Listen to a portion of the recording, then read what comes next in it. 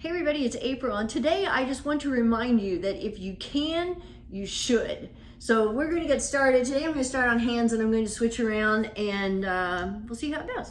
Ooh, and I found my earrings. I'm pretty excited. All right, so we're starting on hands. You start in table. Pull your shoulders down your back, then lift your upper back, lift your chest, pull in your belly, come up on your toes, shift your weight forward slightly. The timer has begun.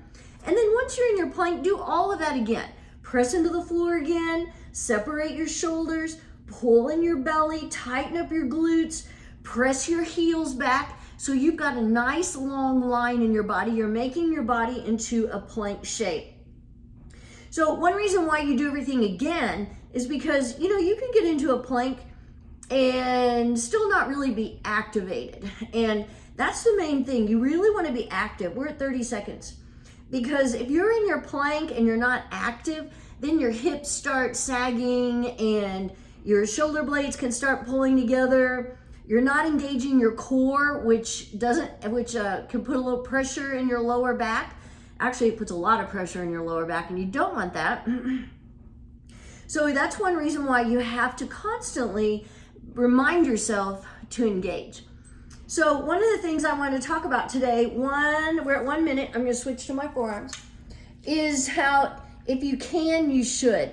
Remember, whenever you switch, make sure you come back to your good form. Like I can feel my hips sagging a little bit, so I'm going to really engage, pulling in my belly, pressing into the floor, separating my shoulders. So, even though I do this every day, or almost every day, I still have to remind myself to come back to that good form and remind myself to engage. Anyway, a lot of times in yoga, 130, we'll remind people, if you can, you should. And one reason why is because a lot of times in yoga, there will be, the beginning of the pose, and then there's the advanced part.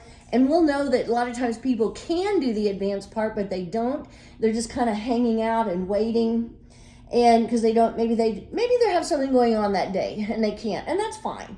But sometimes people hold back because it's a little bit easier and they miss out 2 minutes on that challenge, or they miss out on really keeping their body in tip-top shape by doing the final expression of a pose. They're not doing the final expression when they really could be. So as far as planks go, if you can, you should. If you can't, work up to where you can hold it. Again, a good goal, if you're just starting out in plank, is to hold for a minute. And then maybe you work up to 2 or 3, but 1 is really good. And then especially if you could do it more than once a day, that would be fabulous. But especially if you could do it a few times a week, that would be really good. And that's where you're going to notice the difference.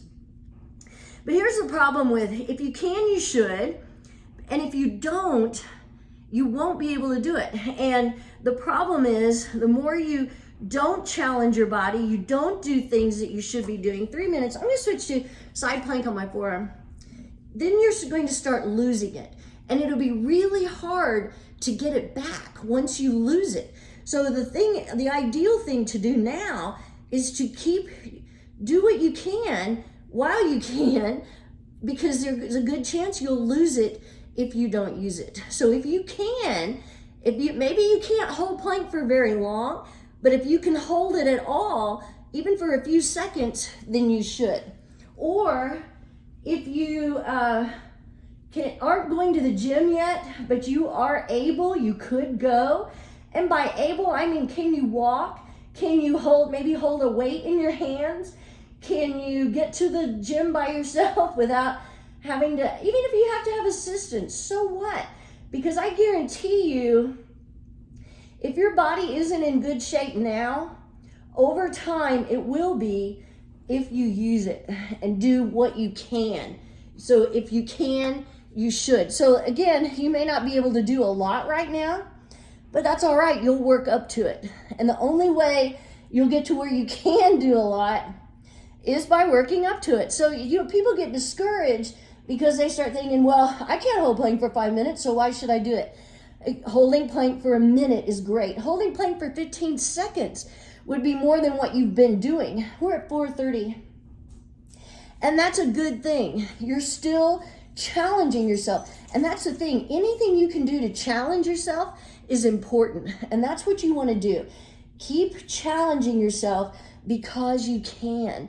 If you ever go to a nursing home and see how people can't walk or can't get to the dining room by themselves or to the bathroom, it's because they don't use what they have. If you don't use it, you lose it. 5 minutes. So don't take your body for granted. Don't think, well, I can do that, but I just choose not to.